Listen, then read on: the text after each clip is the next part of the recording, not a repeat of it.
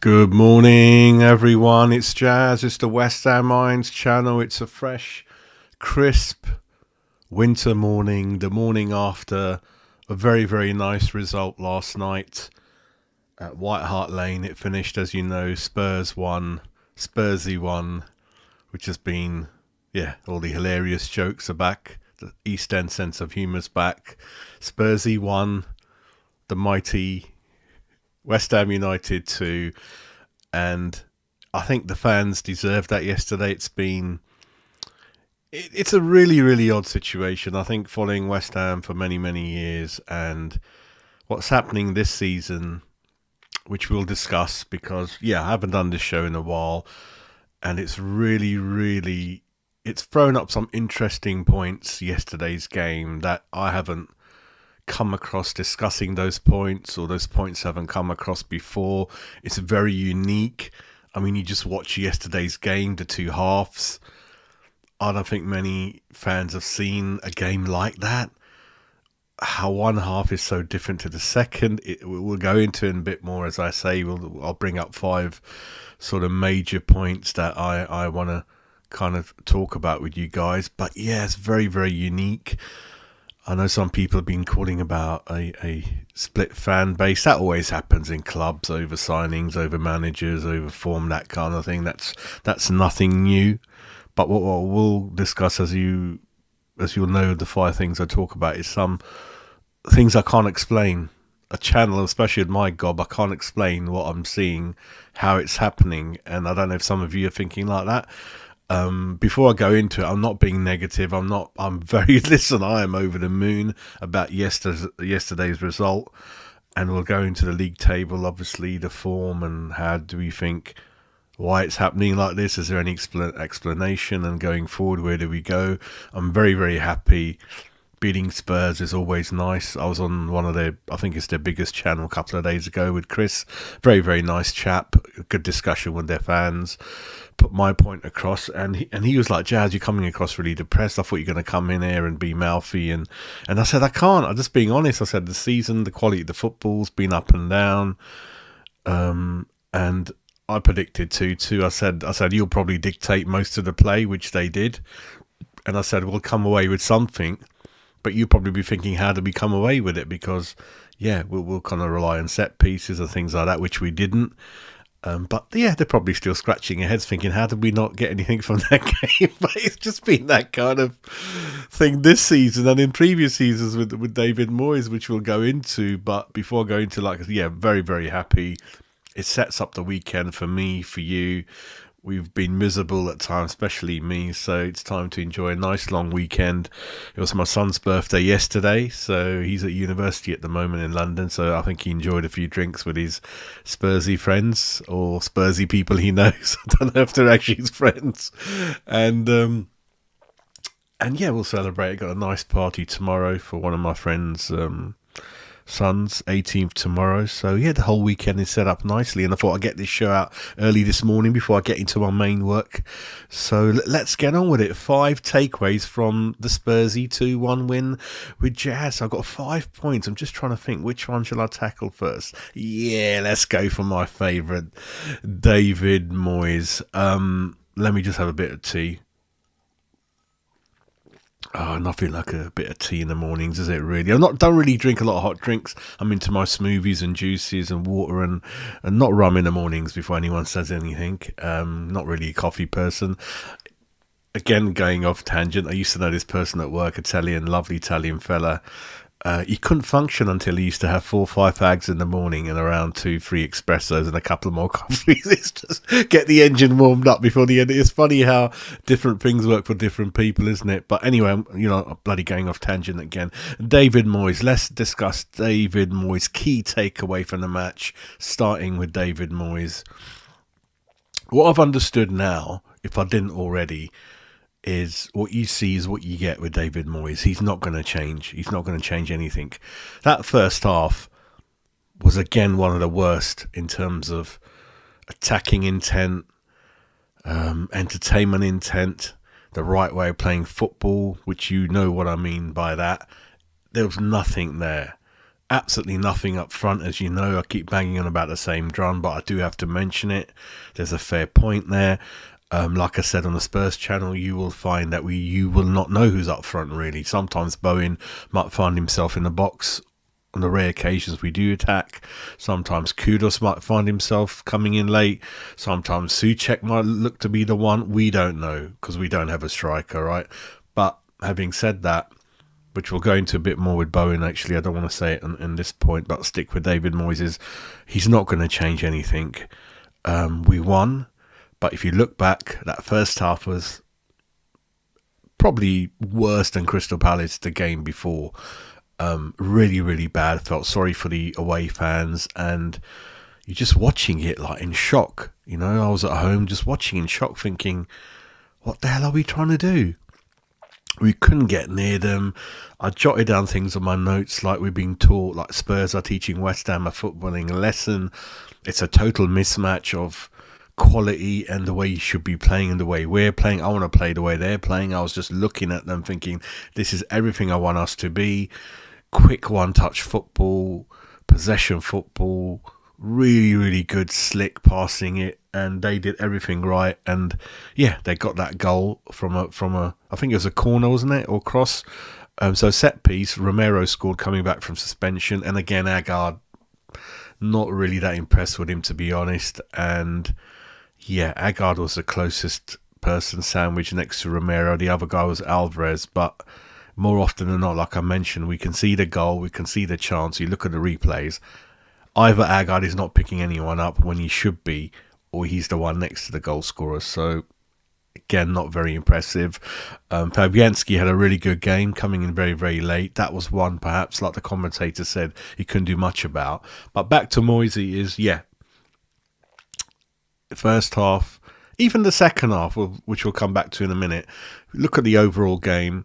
It's kind of, yeah, they had 90% possession in the first half.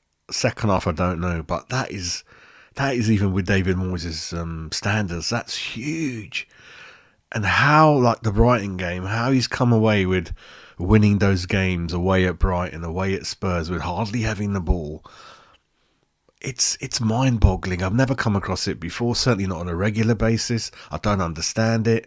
You come away with a game, obviously you're jumping up and down, we've won, but when you look back, you really don't know how we've done it. And that's David Moyes. He's not going to change. Substitute, there was no subs until, again, very, very late in the game. I think there's just the one. That's what he did at Palace. That's not going to change. He's not going to change. The other thing I was pretty upset and shocked and angry about is he did this interview. I think it was on Amazon who covered the game. And Les Ferdinand asked him about how Bowen's filling in and how does he feel about it. Are you after a number 9? He put him right on the spot, and I loved Les Ferdinand for that. The thing I didn't like Les Ferdinand for yesterday was he completely erased from his memory the few games he played for West Ham. So they're like, oh, Les, we know you're upset. I hope you're well. And he just giggled, which I thought was a bit of out of order. I think Ferdinand should have said a few kind words for West Ham, even though, yeah, you probably made your name at QPR, Tottenham, Newcastle, but you played a few games for us when we went down, so you should be a bit respectful. But anyway, Les Ferdinand put David Moyes, on behalf of the fans, well, I'll probably just tailor it like that and package it like that, that Mr. Moyes, are you looking for a number 9 this season, this window, sorry? And he said, and you will be pulling your hair out. He goes, yes, but only if we find the right one, and if the right one is out there, and isn't everyone looking for a number 9? And I'm like, oh my God, I'm like, no, mate, no. So negative towards that he can't find a striker in the world, and it's been 9 transfer windows. I know he bought a couple in, but they weren't right for him. I don't know why we bought them in. So there is no striker in the world apart from Mickey Antonio, or if Bowen can help out, whatever. Right? I'm not saying, because Bowen, interesting enough, did say that he, which I haven't heard before, he said he wants to play up front and he doesn't mind playing up front and he enjoys playing up front. And I was shocked to see this stat that said that this season, in terms of English goal scorers, he's ahead of Watkins. He's the number 1 out there in terms of goals. This was, I reckon, his 6th or 7th away goal in a row, away game in a row. He's breaking records. I think he's matching Van Persie and Aguerd, people like that. A record-breaking Bowen, which we'll go into later on. But I don't mind if he wants to play him up front, but I think we need at least 2 proper strikers. Danny Ings needs to be leaving. We need to bring in 2 proper strikers, that's strikers by trade, and then if Bowen still wants to play up front in some games or alongside another one, I don't mind, as long as we got good options on the bench, right? Again, it goes back to his transfer windows, 8, 9, 10 transfer windows. Got no faith in the subs bench, never uses them. Got no striker, so lots of things like that. Money wasted in a few areas, but David Moyes, my first takeaway point is you see what you get on the tin. He's not going to change. He's going to play that same way, give away 90% possession, and somehow just come away with kind of wins, really. And he's not into signing players. He doesn't enjoy it. He doesn't like it. He's got this very negative attitude that there's no one out there really that he likes that will make a difference. So just keep looking, even though you only got 2 windows, right? So that kind of annoyed me a bit, really. Again, the other points will come into a bit more where Moyes will come into it. But I thought the first point is that get it in our mental heads that he's not going to change the way he plays, the formation or the non-possession football. He's not going to make any early subs. He's hardly going to use the bench. He's hardly going to use the youth. And he's going to be a pain in the arse when it comes to signing a striker and other players in transfer windows. So just live with it. Just live with it. Accept it. I have from today. And at least that's a big thing out of my mind. You know, when there's a lot of things going around in your mind and you're overheating, everyone understand this is David Moyes. Accept it. Right. Got that out of the way. Let's go into, again, I want to weigh it up. So hopefully got a little bit of negativity out of the way. How dare Jazz. So let's get into something really good, something nice to talk about, which again, I'll give credit to David Moyes. So just want to offset that a little bit. Don't want to have a go at him all the time, you know. Seriously, got nothing against him. Team spirit, really good dressing room, really good team spirit. I would have put my tools down months and perhaps about a year ago on if I was a player with any skill, any kind of entertainment thing with me attacking, I would not play for David Moyes. I would not sign for him. I would not play or listen to him the way he makes you play. But no doubt, and I don't know why, again it's a mystery why, and I don't want to say I want it to happen, but the players play for him. You can't say that. The players are always trying. You remember last season I kept mentioning, all they had to do was, I think, lose that 1-2 key games last season. David Moyes would have been sacked. And then historically, players would do that, and he's gone. They won that game. So they used to lose 3 in a row, and then we'd say, oh, he's got 2 games now. He needs 4 points in 2 games, and he used to get it, right? So, again, we need to understand this now. It's fantastic team spirit, good dressing room. Okay, we don't have those hardcore leaders perhaps, but we got good professionals. We've got good professionals, good lads in there, and they will always play for the fans, always play for the manager, and they're always willing to listen to the manager's tactics. Ward-Prowse interview last night. Ward-Prowse has understood what it's all about, and he more or less mentioned that. He said, we know what we can do, we know what we are about, we understand the way we do it. And so he's understood what David Moyes is about, and he's accepted it. So you're going to run around for most of the game without the ball, without any attacking intent, certainly no striker up there, focal point, rely on set pieces if we can. And all the players have accepted that. Whether Paqueta, Kudos do that long term, I don't know, because they are very, very skillful, special players. And that's kind of quite a way away from mindset, isn't it, to play with Moisey. CDMs accept Moisey, defenders accept Moisey, but when you're Ben Rama, when you're Kudos, when you're Paqueta, it's hard to accept because it's very, very naturally far away from the way you play. So team spirit, you got to accept it. Again, don't ask me how, but they are very, very happy playing like this, and they respect the manager. And with Bowen, even the amount of work he has to do, like I was mentioning on the channel, Spurs channel again, he said, Jazz, how do you think you're going to set up? And I said, the first thing we do is the wingers are told just don't attack too much. Take it, keep it tight.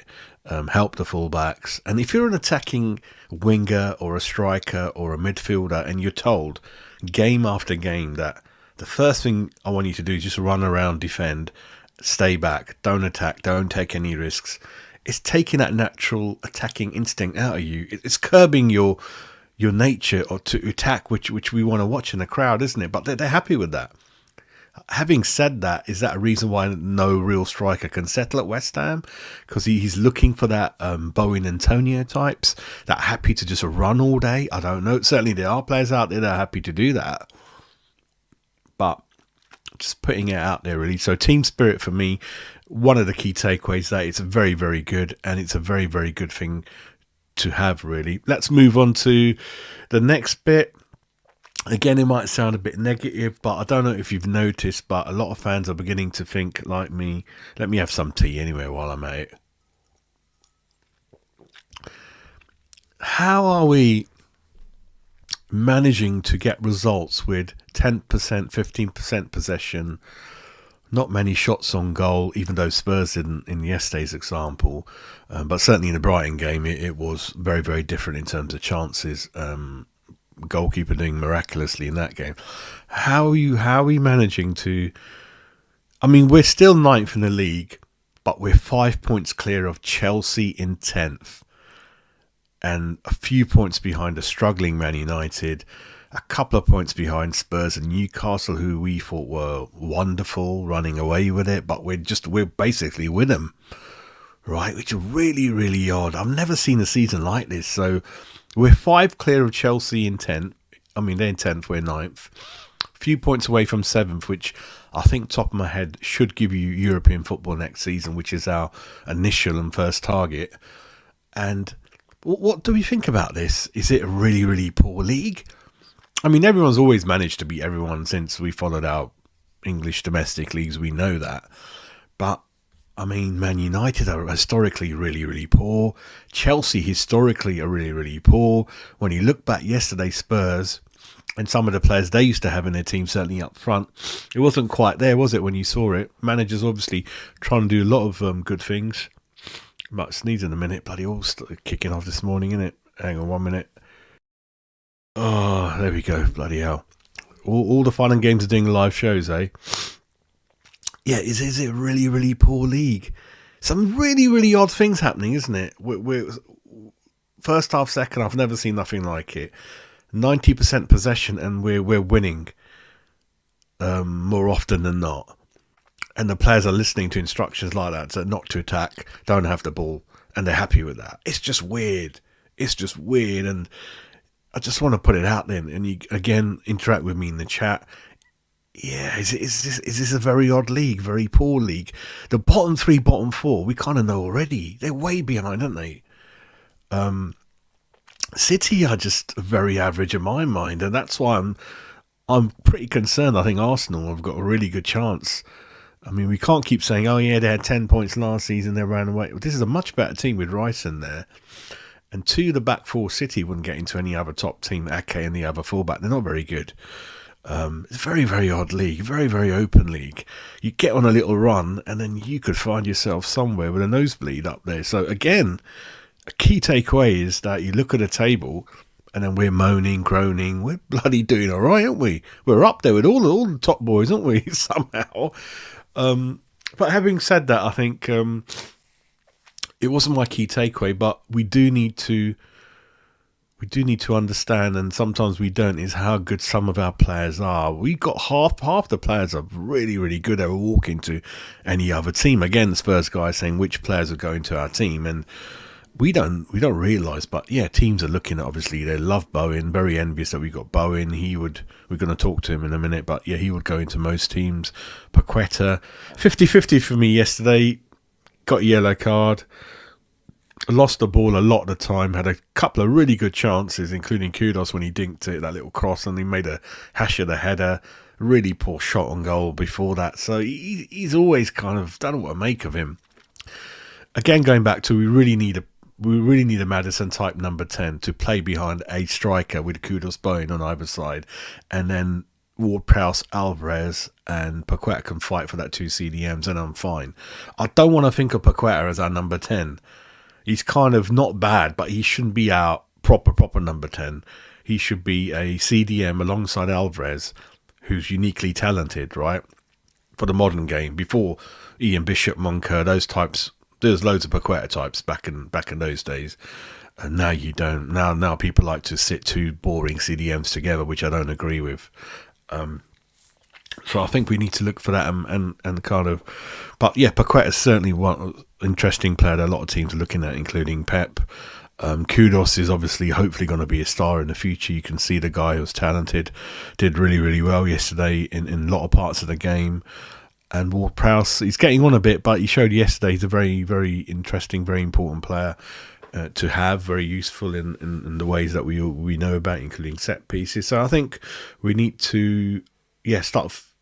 Interesting point is poor league, and individually we're not as bad as we think. The players are very high quality we got, and it's a fairly expensive team. I remember one of the things I wrote down the first half is very expensive mid-table team. You know, there's a lot of players in there that 30-40 million West Ham never used to have.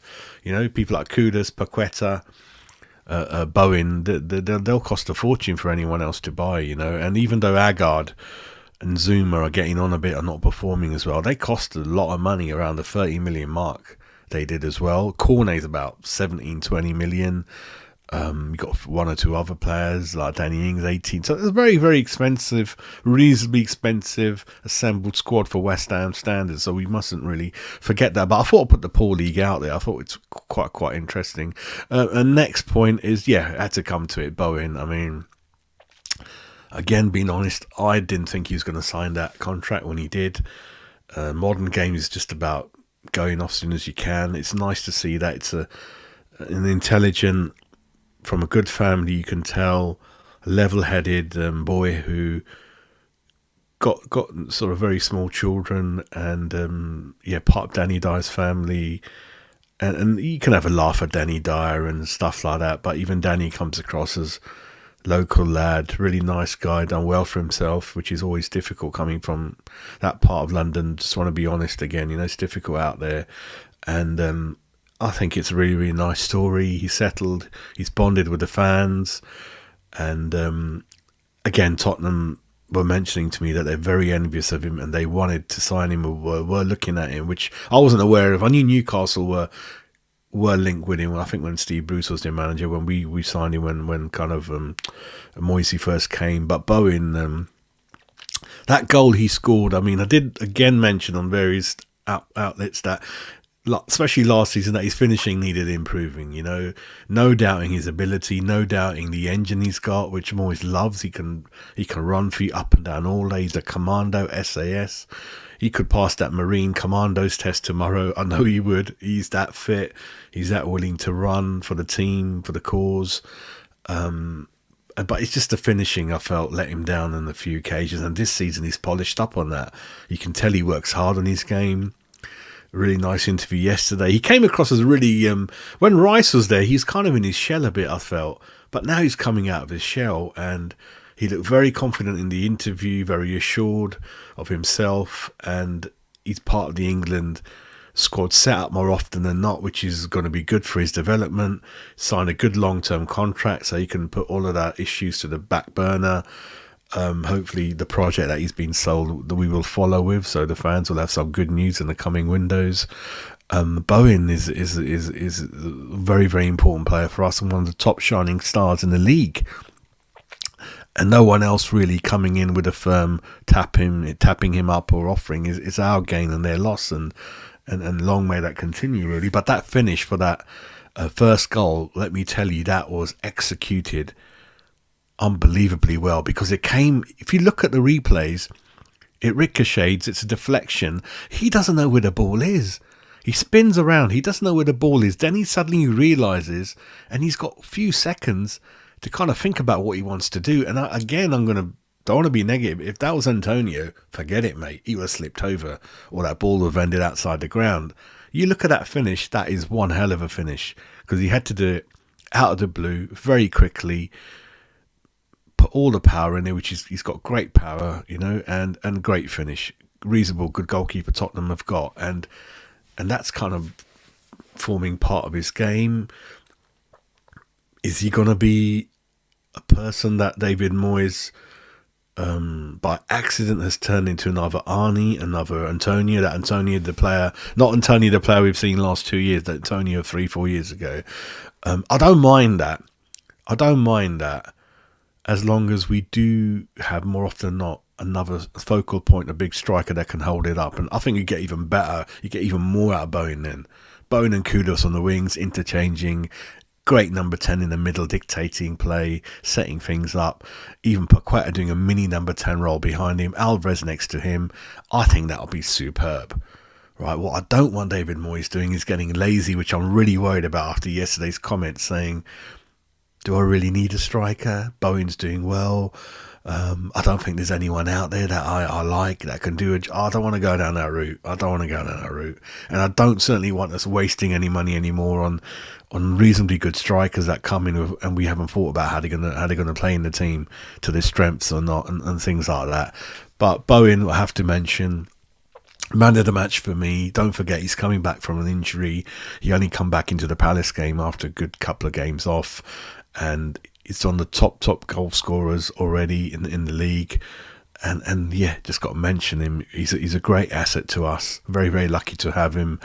And he's always 7 or 8 out of 10. So he's a star. He's a West Ham star.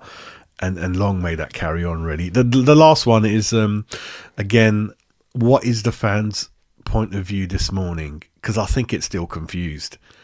Are they Moyes in or are they Moyes out? What is the fans' point of view out there?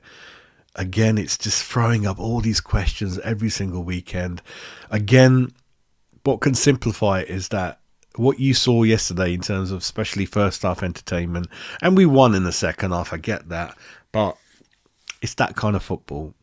Moyes ain't going to change tomorrow, and certainly I know winning it, he probably might not sign a striker again this window, and it might be a clash with Tim this window. I've predicted a clash this transfer window between Tim and Moyes. That's my prediction, that they're going to fall out because of the way Moyes is, right? And that's clearly, you're going to get that with him, right?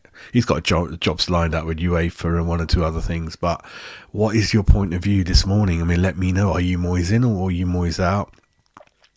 I think the majority of you are still Moyes out because you understand and realise that it's a good team out there, especially 5-6 good individuals. Alongside that is a few players that I think we've made a mistake in the market at the moment in buying. There's some on the bench that should be used more, especially Cornet. Mbuma should be coming along a bit more than he has. So again, a lot of mistakes in there. And I think a good manager, younger manager, modern manager, bit like the Spurs manager, he's got a good foundation there, I think. Hopefully with the sporting director to bring us along in a similar way. But I think just by tweaking 1 or 2 things which Moyes is not going to do, I think I'd like to just see how much better we can get. And you can even see the atmosphere at Spurs before the game. We can replicate that at London Stadium if the football is good. It's to do with that. And if that new man, it is a risk. A new manager can come in and we'll finish 11th, 12th. It can happen, but like Daniel Levy, he's got a lot of knockers, but what I like about him, like I mentioned on that channel, is that he keeps trying new things, right? He brought Conte in. He didn't... The guy, you remember Nunes, he sacked him after 9-10 games. He knew where we were going. Board might have carried on with Nunes till the end of the season. So he pulls the money out. He's gone for top names, Mourinho, Conte, taken risks on him. Took a risk by sacking Poch when I don't think he should have. Right, but one thing you can't knock with Levy is that he tries. He's not afraid to make these changes, which sometimes our board doesn't really. And so yeah, just want to listen to your fan point. I'm Moyes out because I want to see better football. It means a lot to me. Listen, I love yesterday's win. Of course, I want to win games. Of course, I want to see that. But equal to that, I do want to see better football. I can't look at 90%, 10% possession football in the opposition's favour. That's hard to swallow, hard to watch. I'm not mentally used to it. I follow West Ham. We're a different kind of breed, and Yeah, I'm Moyes out because I want to see a better type of football. I want to see strikers on the pitch. It's the position I always used to look. I mean, I'm just thinking if I was 11, 12 following West Ham now, I know we've won a trophy. Yeah, no striker to look at as a hero like Tony Cottee, McAvenny, behind me there. It'll be hard. So I think I'm willing to take the risk of not knowing how much we can improve this team, right? I'm willing to take that risk of bringing in that type of manager that can entertain you, bring us on to the next level, work a bit better with the technical director, is more happy than Moyes at signing players. We painfully or unpainfully bring players in because every window's a pain. Every window's a pain, and I don't want to go through that anymore. But we've got some nice memories of David Moyes while he's been here, and I'm sure he'll say he's very, very much enjoyed his spell here. He might even say it's been the highlight of his career above Everton because he's won something, and we are slightly a bigger club than them at the moment with the stadium and outlay and that kind of thing. So I think we've been good for each other, and it'd be good to leave on good terms. But I'm kind of Moyes out at the moment, really. But let me know your point of view. And I'll leave you with those thoughts, really. So have a lovely, lovely Friday, and we'll catch up at the weekend for the Fulham game. And thanks for following West Ham Irons channel. Keep subscribing. I need to hit those 2,000 subs, and I know I'll keep promising you guys, but I think I will definitely bring more and more, especially non-game midweek shows for you. Because I know you kind of like that kind of content from me, especially the one-off specials that we do. But yeah, I need to, obviously been very busy with the work I do and in and around other things I get up to. But yeah, I will definitely try to make more time and bring more content to you guys, at least every couple of days, if not daily, really. But with those thoughts, let's enjoy the Spursy 2-1 win. After this, I'm going to go and have a look at the goals again.